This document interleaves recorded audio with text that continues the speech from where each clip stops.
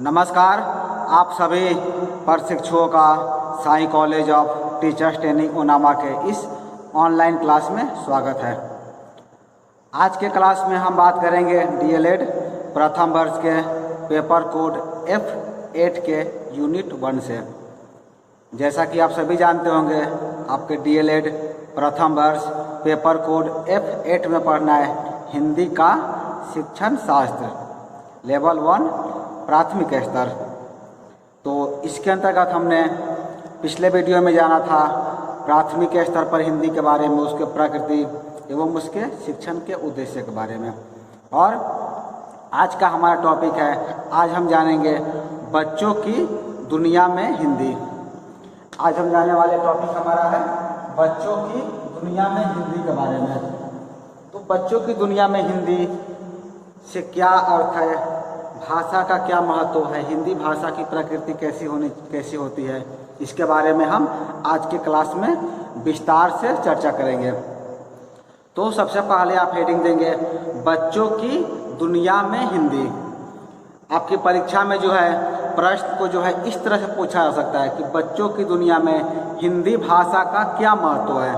यदि यह प्रश्न आपके परीक्षा में आता है तो आप आज के वीडियो का जो है, आज के वीडियो में जो आपको बताया जाएगा इसका बेहतर से नोट्स तैयार कर लेंगे, ताकि आप डीएलएड के प्रथम वर्ष पेपर कोड F8 में बेहतर अंक प्राप्त कर सकें।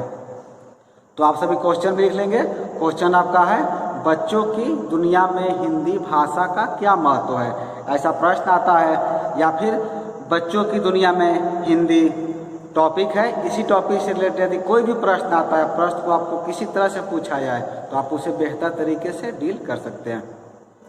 तो चलिए आज की क्लास को शुरू करते हैं। और इसमें आप लिखेंगे बच्चों की दुनिया में हिंदी में आप लिखेंगे, इसके आंसर में आप लिखेंगे कि बच्चों की दुनिया में भाषा का अपना एक विशेष महत्व होता है। कोई भी भाषा हो, न केवल हिंदी, यहाँ बात करें बच्चों की दुनिया में हिंदी यानी हिंदी भाषा का क्या महत्व है। जैसा कि हमने प्रश्न में आप सभी को लिखवाया कि बच्चों की दुनिया में हिंदी भाषा का क्या महत्व है। हिंदी क्या है? हिंदी आपकी एक भाषा है, हिंदी एक लैंग्वेज है। तो बच्चों की दुनिया में हिंदी का अर्थ है कि हिंदी भाषा का क्या महत्व है। तो आंसर में आप सभी लिखे हैं कि बच्चों की दुनिया की जब हम बात करते हैं तो बच्चों की दुनिया में भाषा का अपना एक विशेष महत्व होता है। बच्चा जो है जन्म से ही, यानी बच्चा जब जन्म लेता है तब से ही अपनी समस्याओं को, यानी अपनी परेशानियों को, अपनी कठिनाइयों को विभिन्न तरीके से दूसरों के पास रखता है। आप सभी ने भी देखा होगा, छोटा बच्चा जो होता है तो उसे कोई समस्या होती है या फिर उसे किसी चीज़ की आवश्यकता होती है तो क्या करता है, भिन्न भिन्न तरीक़ों से जो है अपनी बातें रखने का प्रयास करता है। सबसे पहले बच्चा क्या करता है, पहले वो रोना शुरू करता है। जब वो रोता है, यानी जब उसे भूख लगती है तो क्या करता है, वो रोना शुरू कर देता है। तो उसकी मम्मी को, उसे घर वाले को पता चल जाता है कि बच्चे को क्या है, भूख लगी है। तो बच्चा भी समझ आता है कि जब हम रोएंगे तो हमको खाना मिलेगा, यानी कि वो एक कम्युनिकेशन करने का, एक संप्रेषण करने का तरीका ढूंढ लेता है। और लेकिन जैसे जैसे बच्चा बड़ा होते जाता है उसकी भाषाई समझ जो है क्या होती है, बढ़ने लगती है। और यह जो भाषाई समझ है उसके आसपास के भाषाई माहौल पर निर्भर करती है। भाषाई समझ बच्चों में कैसे बढ़ती है, बच्चा जिस परिवेश में रहता है, जिस परिवेश में उसका लालन पालन होता है, जिस परिवेश में वो बड़ा होता है, तो उसके आसपास का जो वातावरण रहेगा, उसके आसपास का जो माहौल रहेगा, उसी माहौल के अनुसार क्या होता है, उसकी भाषाई समझ भी विकसित होने लगती है। तो आप लिख सकते हैं या आप कह सकते हैं कि बच्चा का जो है भाषाई समझ कब विकसित होती है, कैसे विकसित होती है, और वो किस पर निर्भर करती है, वह निर्भर करती है या वह विकसित होती है उसके आसपास के भाषाई माहौल पर। अर्थात आप कह सकते हैं कि जिस भाषा को बोलने वाले लोग उस बच्चे के आसपास रहेंगे, वह बच्चा भी उसी भाषा को समझने लगता है। यानी कि बच्चा का जन्म जो है जिस जगह पर होगा, जिस परिवेश में होगा, उस परिवेश के आसपास के लोग जिस भाषा को बोलेंगे, वो बच्चा भी जो है उसी भाषा का क्या करेगा, सीखने लगेगा, वही भाषा समझने लगेगा और वही भाषा बोलने भी लगेगा। मान लीजिए किसी बच्चे का जन्म जो है बिहार राज्य के मधुबनी प्रांत में होता है, तो वो बच्चा क्या करेगा, मधुबनी भाषा जो है, मैथिली भाषा जो है, मैथिली भाषा वो सीखेगा और मैथिली भाषा ही बोलेगा। लेकिन उसका जन्म यदि बिहार प्रांत के ही सिवान या फिर सारण प्रमंडल में होता है तो क्या करेगा, वो भाषा जो है वो बालक जो है भाषा के रूप में भोजपुरी भाषा को सीखने लगेगा। और बच्चा जो है जो भाषा सीखेगा, जो भाषा वो समझेगा, जो भाषा बोलेगा, वही भाषा जो है, वही प्रथम भाषा उसकी क्या होती है, मातृभाषा होती है। आप लिख सकते हैं जो वही भाषा जो इसका उसको बोलते हैं, उसको बोलते हैं मातृभाषा। जो भाषा जो है, जो लैंग्वेज जो है बच्चा सबसे पहले बोलेगा, सबसे पहले सीखेगा, यानी आसपास के माहौल से, आसपास के वातावरण से वो जो प्रथम भाषा सीखता है वही भाषा उसकी होती है, मातृभाषा होती है। अर्थात हम कह सकते हैं उस बच्चे की माँ जिस भाषा को जानती है एवं अपने बच्चे से बात करती है, वही भाषा जो है बच्चे की मातृभाषा कहलाती है। मातृभाषा का भी परिभाषा आप आसानी से दे सकते हैं। क्या लिखेंगे इसमें कि जिस बच्चे की जो माँ होती है, जिस भाषा का उच्चारण करेगी, वो जिस बोली का उच्चारण करेगी, वही बोली, वही भाषा जो है बच्चा भी सीखेगा। और उसी भाषा को हम बोलते हैं मातृभाषा, यानी कि माँ की भाषा। कि वो माँ से सीखता है तो माँ उसकी जिस भाषा में बात करेगी, जिस भाषा में उससे कम्युनिकेशन करेगी, संप्रेषण करेगी, वही भाषा जो है उस बच्चे की मातृभाषा भी कहलाएगी। ऐसा प्राय देखा जाता है कि हिंदी भाषाई क्षेत्रों में बच्चों के बीच जो है जाने अनजाने में हिंदी एक अपना अलग प्रभाव रखती है। जब हम हिंदी भाषा की बात करते हैं, हिंदी लैंग्वेज की बात करते हैं, तो जो हिंदी भाषाई क्षेत्र है, यानी कि बिहार आपका क्या है, एक हिंदी भाषाई क्षेत्र है, यानी कि यहाँ पर बहुत ज़्यादा लोग हिंदी बोलते हैं, यानी कि एक ऑफिशियली लैंग्वेज के तौर पर हम लोग हिंदी भाषा का ही प्रयोग करते हैं। जैसे इस हम वीडियो की बात करें तो इस वीडियो में भी हम आप सभी के लिए हिंदी भाषा का ही प्रयोग कर रहे हैं। तो क्या होता है, जो हिंदी भाषाई क्षेत्र के जो लोग होते हैं उनके भी जाने अनजाने में हिंदी क्या होता है, अपना एक अलग प्रभाव रखती है। सभी बच्चे जो है प्रायः हिंदी जानते हैं, समझते हैं एवं अन्य बच्चों के साथ बातचीत कर आनंदित भी होते हैं।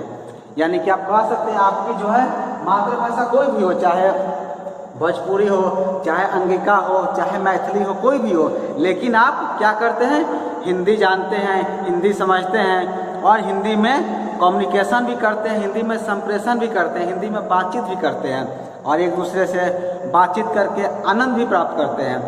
तो हिंदी भाषाई क्षेत्रों में प्रायः जो है सभी बच्चे हिंदी में बातचीत कर सकते हैं। अतः वे बच्चे जो होते हैं क्या होते हैं, हिंदी की दुनिया में आगे बढ़ते चले जाते हैं। यह तभी संभव होता है जब बच्चे जो है एक दूसरे की भाषा को समझ सके एवं दूसरे की भाषा को भी वो आसानी से बेहतर तरीके से परिभाषित कर सके। यानी इसका अर्थ यह हुआ, बच्चे क्या करते हैं, जो हिंदी भाषाई क्षेत्र के बच्चे होते हैं वो हिंदी को आसानी से समझ लेते हैं, एक दूसरे से बातचीत कर लेते हैं, वो बेहतर तरीके से हिंदी को जानते हैं। लेकिन जो उनकी क्षेत्रीय जो भाषा होती है, जो मातृभाषा होती है, मातृभाषा जो होती है वो क्या होती है, वो आपस में एक दूसरे से नहीं सीख पाते, क्योंकि हिंदी में ही सब बच्चे कम्युनिकेशन करते हैं, बातचीत करते हैं। तो ये कैसे सीख सकते हैं, जब वो क्या करेंगे, आपस में एक ग्रुप की रचना करेंगे, ग्रुप बनाएंगे, फिर उस ग्रुप के द्वारा भाषा को जो एक दूसरे से शेयर करेंगे, तो क्या कर सकते हैं, बच्चे जो आसानी से भाषा को, एक दूसरे की भाषा को बेहतर तरीके से सीख सकते हैं। भाषा को जो है अक्सर अभिव्यक्ति का माध्यम माना जाता है। भाषा को क्या माना जाता है, भाषा को यह माना जाता है कि ये अभिव्यक्ति का माध्यम है, यानी कि एक दूसरे से बातचीत करने का, एक दूसरे से संप्रेषण करने का माध्यम है। और इसी के अनुरूप जो है भाषा की कक्षाओं की शिक्षण प्रक्रिया संचालित होती है, जहां भाषा को केवल एक विषय के रूप में ही पढ़ाया जाता है। हम क्या मानते हैं, भाषा को बस ये मानते हैं कि बस ये एक अभिव्यक्ति का माध्यम भर है। अभिव्यक्ति का माध्यम ये हुआ कि आप भाषा के माध्यम से आप प्रत्येक विषय को पढ़ाते हैं, एक दूसरे कम्युनिकेशन करते हैं। शिक्षण प्रक्रिया जो है इसी से संचालित होती है। होता क्या है कि हम सभी विषय को हिंदी भाषा में समझते तो हैं, जितना विषय पढ़ते होंगे, चाहे आप गणित पढ़ें, विज्ञान पढ़ें, कला पढ़ें, तो सब क्या पढ़ते हैं आप हिंदी भाषा में ही पढ़ते हैं। लेकिन जो हिंदी आपकी भाषा है, जो पेडागोजी ऑफ हिंदी है, जो हिंदी का शिक्षण शास्त्र है, उसको हम लोग महत्व नहीं देते हैं। यानी कि जिस भाषा से हम सभी विषयों को पढ़ते हैं, हमारी सारी कक्षाएं उसी से संचालित होती है, हम उसी भाषा को जो है केवल एक विषय के रूप में पढ़ते हैं। पाठ्य पुस्तक जो है साधन की बजाय क्या हो जाती है, साध्य बनकर रह जाती है, और सारा ध्यान जो है भाषा सीखने के बजाय पाठ के पीछे के अभ्यास, हल करने तथा उच्चारण और लिपि की शुद्धता तक सीमित होकर रह जाता है। हम क्या करते हैं, हिंदी को बस एक पाठ्य पुस्तक के तौर पर पढ़ते हैं, बस इसे एक साधन की बजाय साध्य मान लेते हैं, और सारा ध्यान जो है हम भाषा सीखने के बजाय क्या करते हैं, भाषा हम सीखते नहीं है, उसके पीछे जो आपके हिंदी के प्रश्न पत्र होते हैं उसको हल करने में उच्चारण और लिपि की शुद्धता यहीं तक सीमित होकर आ जाते हैं। तो भाषा जो है शिक्षण के लिए भाषा के प्रति अभिरुचि का होना आवश्यक है। हिंदी का शिक्षण शास्त्र का उद्देश्य ही है कि आप हिंदी को सीखें। तो हिंदी को आप कैसे सीख सकते हैं, जब कोई भी भाषा को आप कब सीखेंगे, हिंदी चूँकि आप बचपन से बोलते आ रहे हैं, आपके आसपास बोला जाता है, तो आप हिंदी सीख लेते हैं। लेकिन आप जो है बेहतर तरीके से हिंदी का उच्चारण नहीं करते हैं, क्योंकि आप हिंदी को क्या करते हैं, बस एक पाठ के समान रहकर इसे सीखते हैं और इसको समझते हैं। हमें क्या करना है, भाषा शिक्षण के लिए भाषा के प्रति आपकी अभिरुचि होनी चाहिए, आपका इंटरेस्ट होना चाहिए, क्योंकि बिना अभिरुचि के, बिना इंटरेस्ट के बालक को जो है सिखाया नहीं जा सकता। आप सभी जानते होंगे, जब तक आपको किसी विषय में इंटरेस्ट नहीं रहेगा, आपकी अभिरुचि नहीं रहेगी, आप उस विषय को सीख नहीं सकते हैं। तो यदि आपको हिंदी सीखना है, पेडागोजी ऑफ हिंदी जानना है, हिंदी का आपको शिक्षण शास्त्र समझना है, तो आपको क्या करना पड़ेगा, हिंदी के प्रति आपको अभिरुचि जागृत करनी होगी, आपको इंटरेस्ट जगाना होगा। तभी आप जो है हिंदी भाषा शिक्षण में जो है रुचि उत्पन्न करेंगे, तो पाठ्य सहगामी क्रियाकलापों की जो है रचनात्मक जो इसकी शक्ति होती है, उसे आप बेहतर तरीके से समझ सकते हैं। और जब इसे आप बेहतर तरीके से समझेंगे, तो आप भ्रमण, अवलोकन, प्रार्थना सभा, बाल सभा, प्रतियोगिता, भाषाई खेल इत्यादि का भी आप बेहतर तरीके से आयोजन कर सकते हैं। आप सभी जो है क्या करेंगे, आपका एक समझिए कि ये होमवर्क ही है, होमवर्क के तौर पर इसे आपको यूज करना है। आप हिंदी साहित्य सम्मेलन जो होता है उसे सुनिए, जो मंच संचालन जो होते हैं, जो हिंदी के कवि जो होते हैं, हिंदी के कवि को सुनिए, जो कवियों के द्वारा जो बेहतर रचनाएं पढ़ी जाती है, जो भी हिंदी के हमारे साहित्य के जो बड़े बड़े विद्वान हुए उनकी रचनाओं को आप पढ़िए। जब उनकी आप रचनाओं को पढ़ेंगे तब आप बेहतर तरीके से हिंदी को भी समझ सकते हैं। ठीक है, चलिए आगे जानते हैं। आगे आप सब लिखेंगे इसमें, यदि भाषा की प्रकृति को समझा जाए तो यह मालूम होता है कि विचारों की अभिव्यक्ति भाषा का एक बेहद छोटा एवं सीमित क्षेत्र है। यदि हम भाषा की प्रकृति की बात करें, भाषा की नेचर की बात करें, तो हमें यह पता चलता है कि विचारों की अभिव्यक्ति जो है भाषा का एक बेहद छोटा एवं सीमित क्षेत्र होता है। जैसे कि आज के हमने वीडियो में आपको बताया था कि बच्चों की दुनिया में हिंदी भाषा का क्या महत्व है। कई बार जो है प्रश्न को आपको इस तरह घुमा कर पूछ देता है कि हिंदी भाषा की प्रकृति के बारे में आप बताइए। तो जब प्रकृति के बारे में बात होगी, नेचर के बारे में बात होगी, तो आपको यहाँ पर कन्फ्यूज नहीं होना है। अभी जो हम आज की क्लास में चर्चा कर रहे हैं, इसे आप नेचर के बारे में यदि प्रश्न आता है तो उसे आप इस ढंग से प्रस्तुत कर सकते हैं। आप क्या लिखेंगे, आपको लिखना है कि यदि भाषा की हम प्रकृति की बात करें, नेचर की बात करें, तो हमें यह पता चलता है कि विचारों की अभिव्यक्ति जो है भाषा का एक बेहद छोटा एवं सीमित क्षेत्र होता है। भाषा जो है हमारे जीवन में बहुत ज़्यादा कारगर सिद्ध होती है, बहुत ज़्यादा आगे बढ़कर कार्य करती है। भाषा जो है हमारे समझ का आधार होती है। भाषा के द्वारा ही हमें विचार करने, तर्क करने, चिंतन करने एवं दूसरों की बात समझने जैसे बहुत से काम वो भाषा के द्वारा संपन्न होता है। मान लीजिए यदि आप हिंदी भाषा को नहीं जानते या किसी भाषा को नहीं जानते, तो ना आप मेरी बातों को समझ पाते, ना हम आपकी बातों को समझ पाते, ना आप अपने मनोभावों को दूसरों के समक्ष व्यक्त कर पाते, ना दूसरे के द्वारा उत्पन्न की गई मनोभाव को, दूसरों के द्वारा बताई गई बातों को आप बेहतर तरीके से नहीं समझ सकते। तो हमने यहाँ क्या जाना, भाषा जो है हमारे जीवन में बहुत ही कारगर सिद्ध होती है। यह हमें विचार करने, तर्क करने, चिंतन करने एवं दूसरों की बात समझने जैसे बहुत से कार्यों में जो हमारी यह मदद करती है। भाषा के द्वारा हमें समाज से जोड़ने में, समाज में अपना स्थान सुनिश्चित करने में भी मदद मिलता है। आप समाज से क्या होते हैं, जुड़ कर आते हैं, समाज के द्वारा जो भी कार्य होता है उस कार्य को संपूर्ण करते हैं। तो इस सब में जो है भाषा का जो है बहुत ही ज़्यादा अहम योगदान होता है। भाषा के इस स्तर तक जो है विकसित करने की जिम्मेदारी किसकी होती है, विद्यालय की भी मानी जाती है। यानी जब विद्यालय की बात आ गई तो आपकी भी जिम्मेदारी सर्वोपरि हो जाती है, क्योंकि विद्यालय किसके द्वारा संचालित होता है, विद्यालय जो है आपके द्वारा यानी कि शिक्षकों के द्वारा संचालित होता है। तो भाषा को जो है विकसित करने का कार्य किसको होता है, घर वाले को तो होता ही है, माता पिता को तो होता ही है, क्योंकि मैंने कहा ही जो मातृभाषा जो होती है वो बच्चा किससे सीखता है, अपनी माँ से सीखता है। तो मातृभाषा तो घर से सीख लिया, लेकिन बाकी जो भाषाएं हैं जैसे हिंदी भाषा हो गई, अंग्रेजी भाषा हो गई, ये भाषा बच्चा कहाँ सीखता है, बच्चा विद्यालय में सीखता है। और विद्यालय किसके द्वारा संचालित होता है, आप सभी के द्वारा होता है, यानी कि शिक्षकों के द्वारा होता है। तो जब यदि हम बात करते हैं कि भाषा के स्तर को विकसित करने में जिम्मेदारी किसकी होती है, विद्यालय की होती है।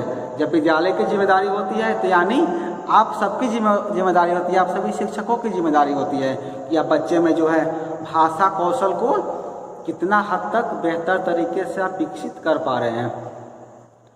हिंदी भाषा शिक्षण में जो है सुसंबद्धता अथवा क्रय का होना आवश्यक होता है। कोई बात यदि कही जाए तो उसमें एक तर्क सम्मत क्रम होना चाहिए।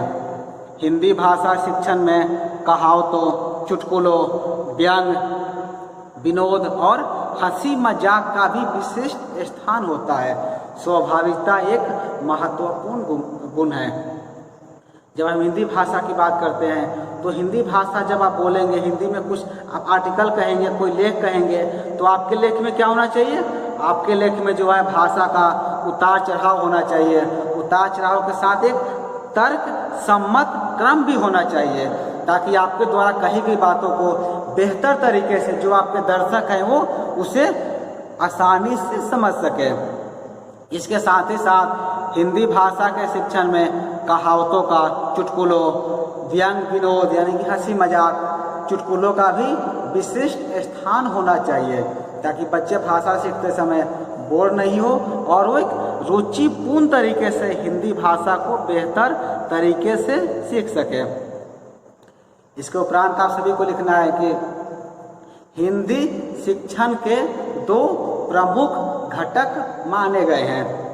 जब हम हिंदी शिक्षण की बात करते हैं, हिंदी टीचिंग की बात करते हैं, तो इसके दो प्रमुख घटक हैं, दो महत्वपूर्ण घटक हैं। घटक कौन कौन है आप लिखेंगे, पहला आप लिखेंगे हिंदी भाषा शिक्षण, पहला में आपको लिखना है नंबर 1 में आप लिखेंगे 1 में और 2 में, 2 आपका है, इसे 2 माना गया है। तो पहला में आप सब लिखेंगे हिंदी भाषा शिक्षण, ठीक है। और दूसरा में आपको लिखना है हिंदी साहित्य शिक्षण।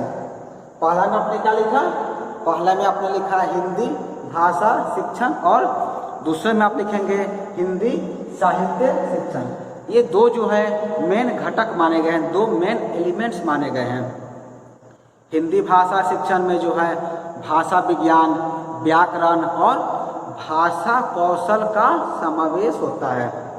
हिंदी भाषा शिक्षण का क्षेत्र अत्यधिक व्यापक है, यानी कि अत्यधिक बड़ा है, जिसे हम लोग भाषा विज्ञान भी कहते हैं, यानी कि इसे आप लैंग्वेज साइंस भी कह सकते हैं। भाषा विज्ञान में ये विज्ञान समाहित होते हैं। भाषा विज्ञान में कौन कौन सब्जेक्ट, कौन कौन विज्ञान समाहित होते हैं, आप एक एक करके लिख लेंगे। आप लिखेंगे, आप नंबर दे देंगे, आप पॉइंट लिख सकते हैं। पहले का में आपको लिखना है प्रोकित विज्ञान। पहला में आप लिखेंगे प्रोकित विज्ञान। आपकी सुविधा के लिए आप नोट डाउन कर देते हैं। आप पहला में आप लिखेंगे प्रोकित विज्ञान।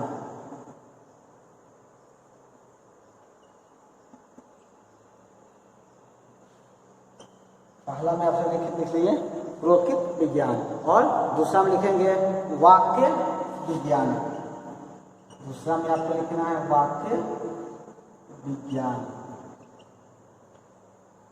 दूसरा लिख लीजिए वाक्य विज्ञान, और तीसरा आप लिखेंगे अर्थ विज्ञान। थर्ड में आपको लिखना है अर्थ विज्ञान। तीसरा में लिखेंगे अर्थ विज्ञान, और चौथा में लिखेंगे रूप विज्ञान। चौथा में आपको लिखना है रूप विज्ञान। चौथा लिखेंगे रूप विज्ञान। रूप विज्ञान हो गया। अब पांचवा लिखेंगे शब्द विज्ञान। पांचवा आपको लिखना है शब्द विज्ञान। पांचवा लिखेंगे शब्द विज्ञान। शब्द हो गया। उसके बाद कितना हुआ, 5 हुआ। छठा लिख लीजिए। छठा में आपको लिखना है ध्वनि विज्ञान। छठा में लिखेंगे ध्वनि विज्ञान।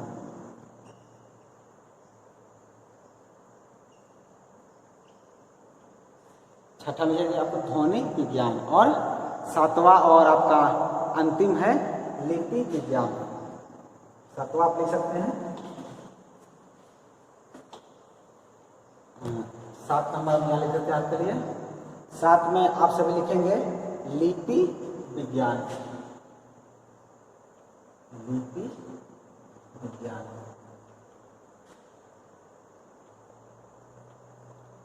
तो यहाँ पर हमने 7 देखा जो है भाषा विज्ञान में क्या होता है, 7 तत्व सम्मिलित होते हैं। पहला आपका है प्रोक्ति विज्ञान, दूसरा है वाक्य विज्ञान, तीसरा है अर्थ विज्ञान, चौथा है रूप विज्ञान, पांचवा है शब्द विज्ञान, और छठा है ध्वनि विज्ञान, और सातवां आपका है लिपि विज्ञान।